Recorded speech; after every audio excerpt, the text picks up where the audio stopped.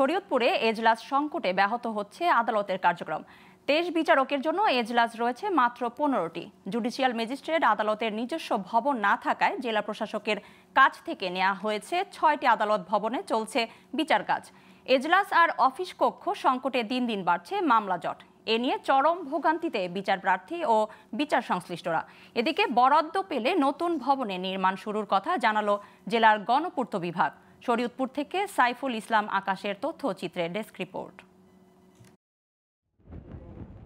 নথিপত্র আর আলমারি দিয়ে তৈরি দেওয়ালের ওপাশে এজলাসে চলছে বিচারিক কার্যক্রম। স্থান সংকটে কিছু নথি রাখা হয়েছে টেবিলের নিচে।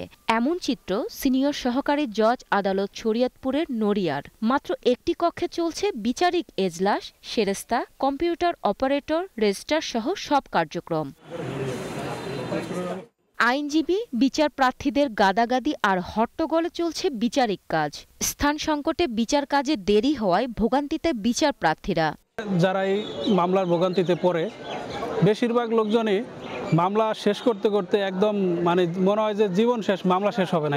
ভবন ও অফিস কক্ষ পর্যাপ্ত না থাকায় বিপাকে পড়তে হচ্ছে আইনজীবী সহ কর্মকর্তা কর্মচারীদের। তাই শিগগির নতুন ভবন নির্মাণের দাবি তাদের। না, আমরা আইনজীবীরা এখানে বসতে পারি না, আমাদের দাঁড়িয়ে থাকতে হয়। আমাদের স্টাফরা, আমাদের যারা আইনজীবী সহকারী আছে, তারাও এখানে এসে বসতে পারে না, ঘন্টার পর ঘন্টা দাঁড়িয়ে থাকতে হয়। নারী আইনজীবী বলতে না, ভিতরে প্রচুর আসামি এবং মুহুরি থাকার কারণে আমরা সঠিকভাবে সেখানে যা দাঁড়াইতেও পারি না।